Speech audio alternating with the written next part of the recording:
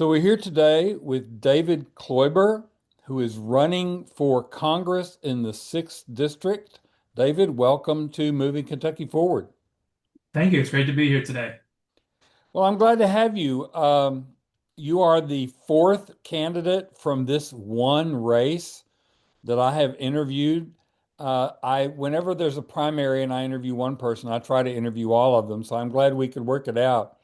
I'm fascinated by the fact that in the midst of a crowded field, you decided to add yourself to it. What prompted you to decide that this was a race you wanted to enter?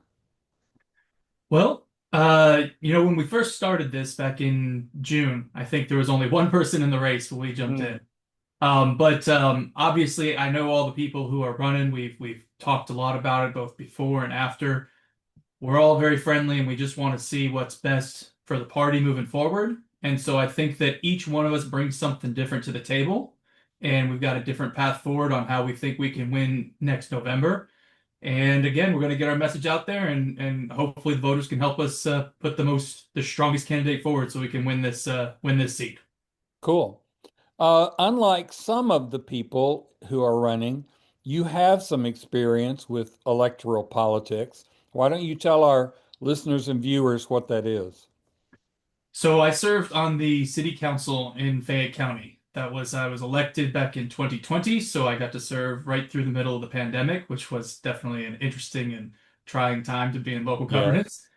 And then I ran for mayor in Fayette County. So again, in the district, Fayette County is about 50% of all the votes. So I Mhm. ran a large race then against a very well liked incumbent.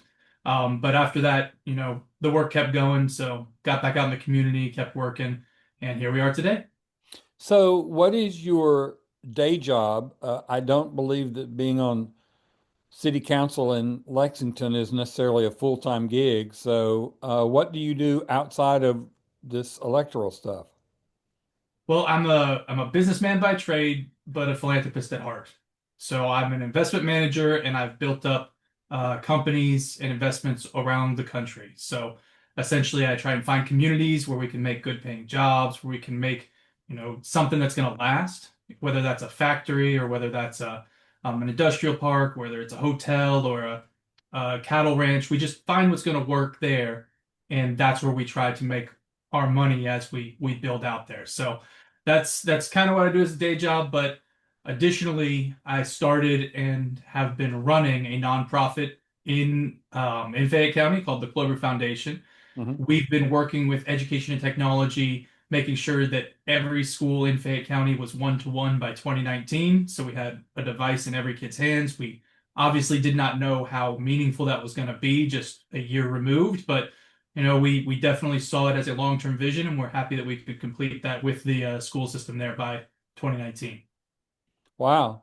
That's very interesting because as I look over the four candidates, you're right. Everybody's bringing something different to the table. As far as I can remember, you're the only one with what I would call some significant business experience like that. So that's very interesting. And I would love to pursue the foundation discussion some more because that sounds very cool. But I want to get into a couple of other things. So, okay, so you're a Democrat. Obviously, all the other people running for the Democratic nomination are Democrats. How would you differentiate yourself from, say, Shirley Stevenson or Zach Dembo or Aaron Petrie? What makes you different from them to speak of? Well, as you said, we all have a different bio coming into the race, right? And that gives everybody a different view. But when it comes to the actual race itself, I like to define myself with just a few very simple statements that carry through into everything I do. The slogan for my race is common sense for the Commonwealth. And it's essentially just we need to take those common sense solutions and enact them. And in doing so, we need to make sure that we're forward facing, not finger pointing. That means we're not going to be talking bad about people that are our neighbors or who they voted for or who's the administration now. We know there's problems. That's why we're here. That can't be the focus of this because we need to give the people something to vote for instead of just something to vote against. Hmm. So that's the core message that I come with. It's that we're going to be forward facing. As Andy Bashir says, it's not left not right, but forward. We need to focus on that message. We need to focus on bringing people together and on actually winning this seat, especially since we are now the minority in the voting bloc here in the 6th district at only 43%. So we definitely have to find a way to flip this seat, and it's going to take us going down that path that says we've got policies, not platitudes. We're forward facing, not finger pointing, and we're trying to bring a little common sense so people can vote for us instead of against us. Interesting. So I could chase all three of those for a while, but let's talk about the common sense solutions. What if I was to ask you, okay, name two common sense solutions that you want to bring to Congress or to the state, either one, what would they be? So this is actually something I really love to talk about because when you start talking about policy, you really talk about the nuts and bolts of what you're offering as a candidate. Hmm. So I would say first and foremost, top of mind, healthcare, right? We have to find a way to reduce those healthcare costs. And my policy and plan that I'm rolling out here is about getting us the healthcare we've already paid for. Now, the way that looks is as follows. The federal government has spent over $200 billion over the last 10 years on subsidies through NIH grants. Those are grants for research. These are subsidies to healthcare companies. And the American public has not received a specific tangible benefit from those dollars. Obviously, the research is great. We need to continue to fund this research to make sure we have new innovations for cancer, or we have new drugs like Ozempic that have gotten out there into the public. But what we also need to do is get a benefit directly to the people who are footing the bill.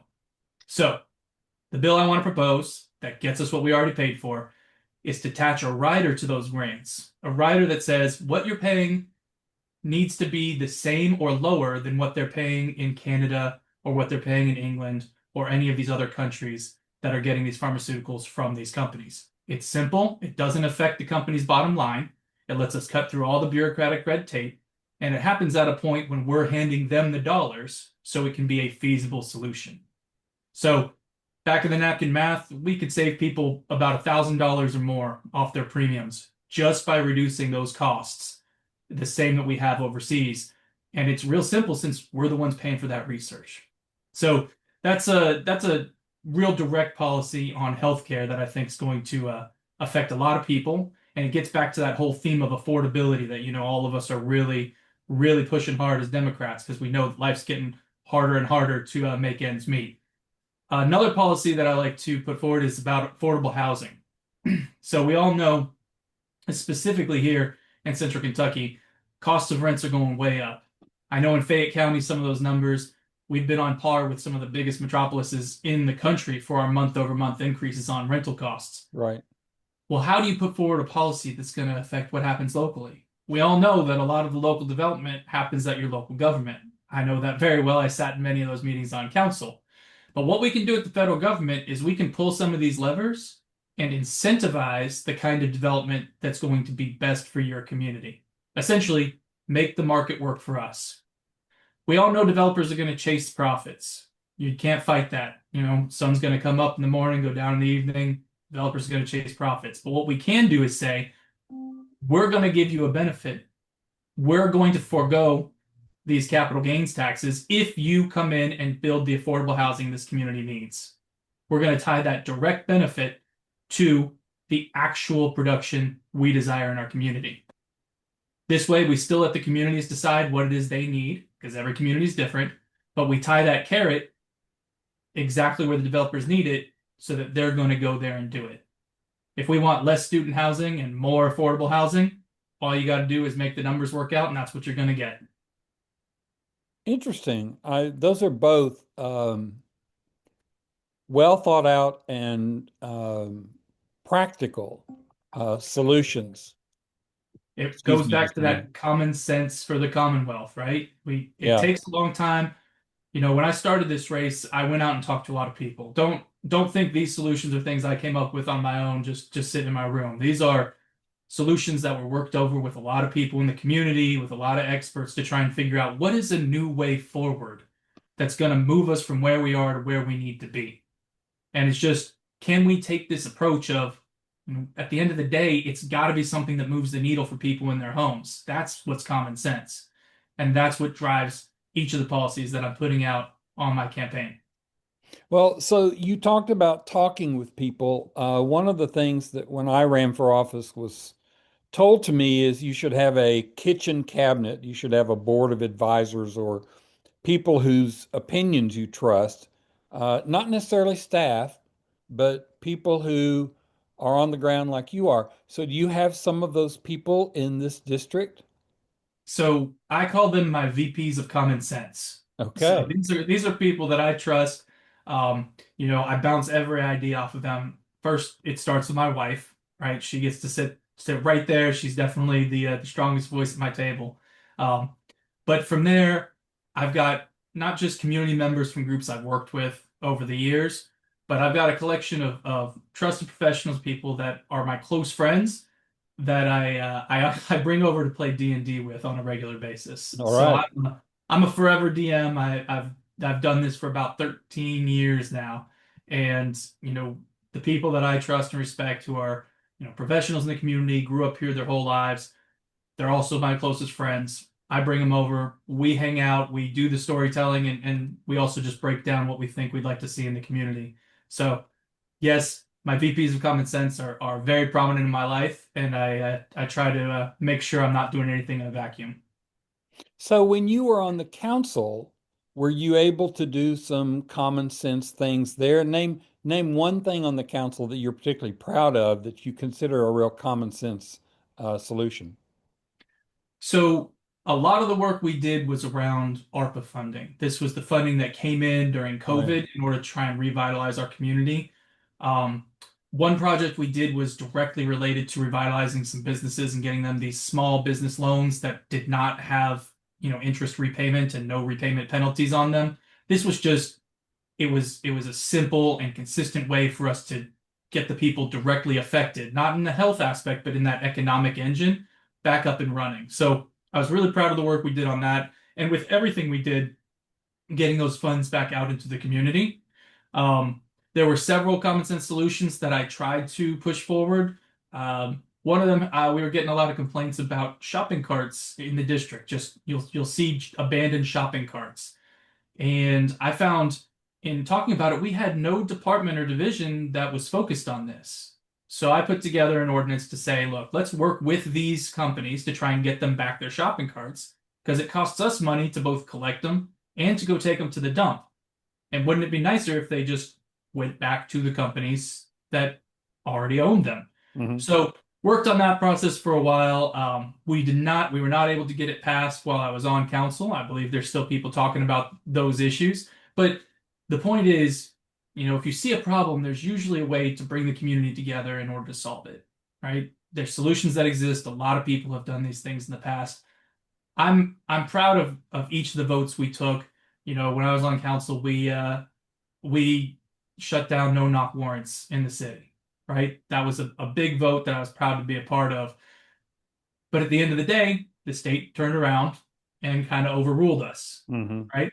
And that's kind of the hierarchy of things, is you don't always get those common sense solutions to be the same for all time. You have to keep fighting for them. You got to keep having representation who's going to go to bat to make sure that we're doing these things that seem really simple. They seem like stuff we should already be doing. But again, you got to be vigilant in order to make sure that happens. Sure. So I want to ask a little bit about money. Um, as we all know, you have to have money to run. And I think I remember looking at your FEC report and I saw that you had loaned your campaign some money. Is that correct? Yeah, to start the campaign, I was really focused on making sure we had community input. Like I said, the policies that we've come out with, they didn't come out of nowhere, Hmm. right? And so I wanted to focus really strongly early on being able to get out there the right way, talk to people without having to worry about just spending every day fundraising on the phone. Hmm. Now that's a reality, and that's something we're all doing as we go forward. But those relationships, those solutions, that was important because before you can ask a person for $1 to support you, I think they need to know what they're buying. That means they need to know what you stand for, what you're going to do for them. That's one of those questions we used to ask politicians a lot is, what are you going to do for us? A chicken in every pot. right? We'd hear those kind of responses. Well, we've kind of gotten away from that. We talk more about our values now. And I know from knowing all the members in this Democratic primary, we all share the same values. Hmm. And I think what's really fair is that we need to go out and tell the public what we're going to do for them. So when it comes to fundraising, we all got our noses to the grindstone there. We're all going to get through here. I'm hopeful that we can keep our costs low in this primary because we need to save as much as we can to get through the general. In a seat that has been Republican for more than a decade, we need to make sure we have as much of our community resources to pool behind one candidate. So I'm hopeful that we can keep these costs low in the primary while still getting a message out about what we're going to do for our constituents. So I'm interested in two things actually about that. One is what are you hearing? What sort of feedback are you getting about yourself? Are people telling you, "I'm glad you got in this," or are they saying, "Why would you want to bother yourself with this?" Well, everyone has that question, right? Why would you want to be involved in the politics when you could Oh just, yeah. go off and do anything else, spend more time with your family? And I think really that comes down to it being a calling for people who are just trying to do that service to their community. I'm Hmm. trying to make the community better for my kids than it was for me, every day a little better. Um, but I completely lost the thread of the conversation in saying that. What was the question again? I apologize. I was wondering what people are saying to you. Oh, Are they glad you're getting in the race or not? that's a weird one to stumble over, but I'll get back to it. Generally, they're very, very glad to hear someone who's actually talking about policy. Mm, I mean, the reactions I've gotten going out into the counties, talking in the rural districts, talking even in people's homes, is they're just excited to have a candidate that's going to talk about the policy, that's going mm, to kind of step away from, the rhetoric we hear in DC and then just focus on what it is that we can do. Because when you feel hopeless, it's great to have somebody saying, I stand for the same principles as you. It's even better for someone to say, well, here's the plan on how we get from here to there, and here's mm. what you can do to help out. And that's the kind of hope that I've been given to people, and that's the kind of reaction that I've gotten.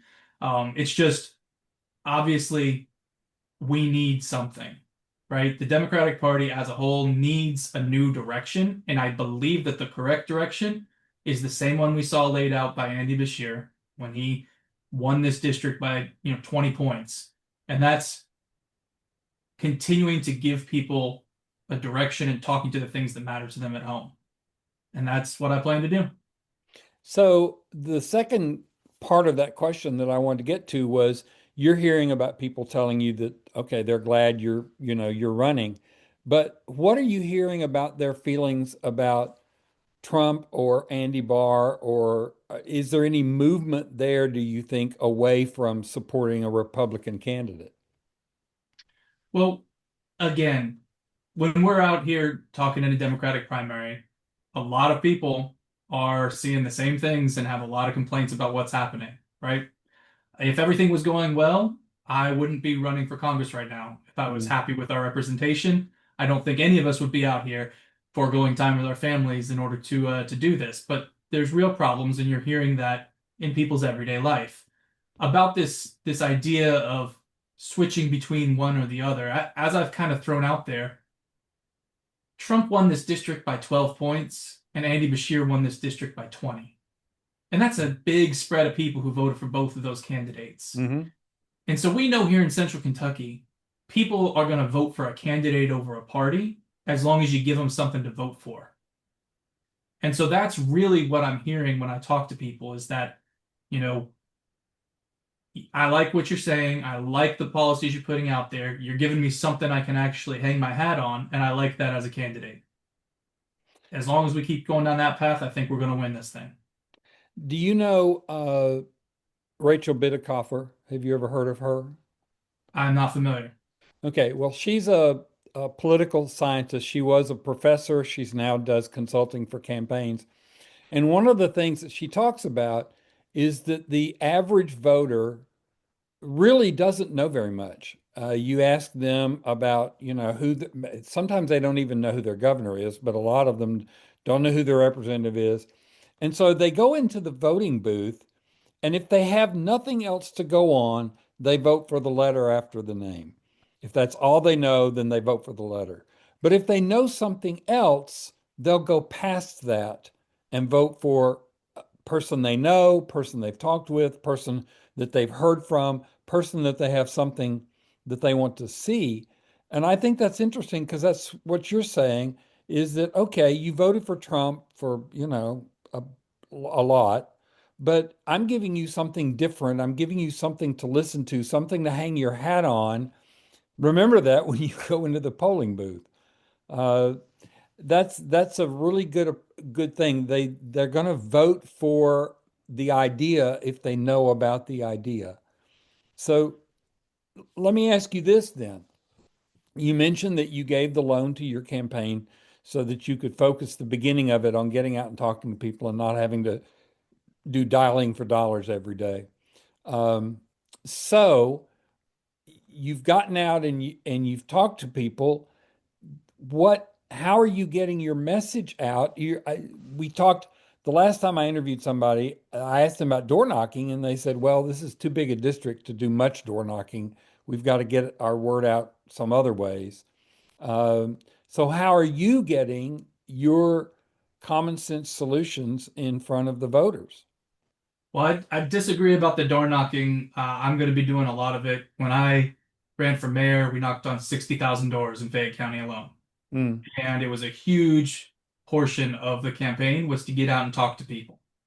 And even though we did not overcome that incumbent, it was a lot of great conversations and a lot of people learned who I was and what I was trying to do because of that. Um, However, I will say it's never too early to start. We've been talking to some people on the doors, but mostly we've been focused on relational organizing through parties and friends. It's been a situation where not just fundraising parties. This is just we call them, relational meetings. We get together, we ask people, "Hey, can you get 10 of your friends together in a room?" I said I'll show up for if you got 3 people, I'll show up and talk. We'll have a conversation. We'll talk about these things that matter. And the big ask is, will you go find 10 more friends for us to talk to? So mm, in the weeks leading up to Thanksgiving, we had 8 house parties in just the 2 weeks leading up to Thanksgiving. wow. And from those, we expect to get another 8 to 10 meetings from just people we've been talking to. Okay. We've got 6 months before we get to the primary. During that time, I expect to be in a lot of people's homes, talking to a lot of people's friends. We're going to be doing a thing I love to call Donuts with Dave, where we're just going to be posting up at different coffee shops throughout the district. We're going to have Mm, donuts and conversations. They're going to be at different places where people frequent. Just because if you meet someone and they talk to you like a real person and they give you these kind of common sense ideas on where they're going, again, when you go into that polling booth, that's something you can really remember. And so I believe that this race, obviously there's fundraising involved and we've all got to get our message out through the standard avenues.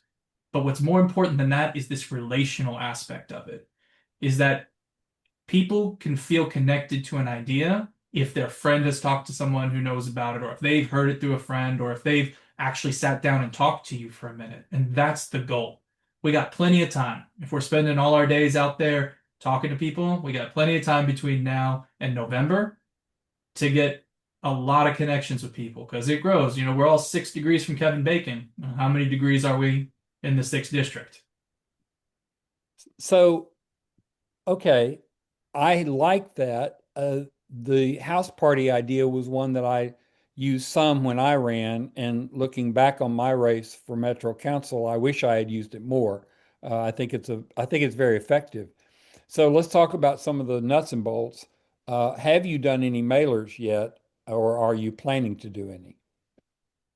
So we have walk cards because one of the things we're trying to do is have a touch with people before we give them information. Hmm. So again, we have not started on any kind of mailers, but we've been developing a prospectus. We've got that. We've sent it through email when we're talking to people. We've got our walk cards. We get out there. But again, it's mostly just a situation where once you have a touch with somebody, it opens the doors to a lot more people. Yeah. And we're going to build this whole race, really in a grassroots kind of way. It's not going to be let's be distant with just our policies. Let's put the policy in people's hands. Let's talk to them about it, see what their thoughts are, because things can always get better. And that's involving more people in the conversation never hurts. Okay, so let's ask another. Let me ask another nuts and bolts question. Do you have a staff? Do you have a campaign manager yet? I do. I do have a campaign manager. We've got our print team together. We've got our polling guys and our media consultants. We got everybody, ready to go. But the goal is not to spend money today. It's to spend our money when people are paying attention. Mm, yeah, That's just a nuts and bolts answer. You can run a campaign a lot of different ways, but I believe that when people are paying attention is when you need to be spending your money. And so right now we're building things up. We've kept things really lean. You'll see by my end of the year reporting that we haven't spent very much money at all this year.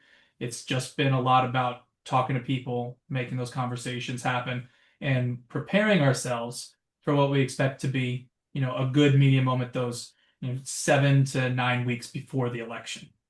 right. Yeah, I think you're exactly right about that. I mean, bluntly, nobody wants to hear about politics much anyway, and they certainly don't want to hear about it now. So I think that's probably a wise thing to do. So I've got two final questions. These are the questions I always ask when I interview candidates. The first one is there anything that you wanted to talk about that I haven't asked you about? Well, I mean, we could talk more about policies specifically, but that's a longer conversation. I'm happy to come back and talk to you more as the campaign goes on about how we can address things like wage stagnation and, Hmm. getting people living wages and how all these things dovetail to create a stronger community. But um, I'll just I would just like to say, very clearly that communications like this is a touch, but I'd love to hear more from your viewers or anyone about what their thoughts are on some of these things. So I'd want to ask people to reach out. My website is davidkloiber.com. If you can spell my name, you can find me. Um, David at davidkloiber.com is my email. Again, I respond personally to everyone who reaches out. It may take me a minute, depending on how many we get in a day, but I definitely respond to people here as best as we can. Just join the conversation because nothing's set in stone except for this concept that we need to be forward facing and not finger pointing, and that we got to have policies and not platitudes. So if you think you can contribute to this common sense approach or there's an issue that's near and dear to your heart, I want to hear about it. So that would be the big thing I'd want to ask your viewers. Excellent. And I will include that link in the show notes or on the screen. My last question is this. We talked earlier about door knocking, and you indicated that you disagreed with the person who told me they didn't think it was as important, and you thought that it was pretty important. So let's pretend that you are door knocking in my neighborhood. Let's pretend I live in Lexington. And you are on my porch, you've knocked on my door, and I have opened my door, which is unusual. And I ask you, all right, Mr. Kloiber, why should I vote for you? What's your answer? Because I'm going to get real world results for you by following a common sense approach. I'm going to make sure that everything I do in Washington passes that test, that you're going to understand what I'm doing. It's going to make sense and it's going to affect and help you in your everyday life. Excellent. That's nice and short and direct, and that's what I like. All right. I really appreciate you taking your time, David. Thank you for being with us. We will no doubt have you on again as we get closer to the primary vote in May. And I really appreciate you taking the time. No, thank you so much. It's great. These kind of forums and are necessary and wonderful. I'm glad that you have been doing this and I'm happy to be here.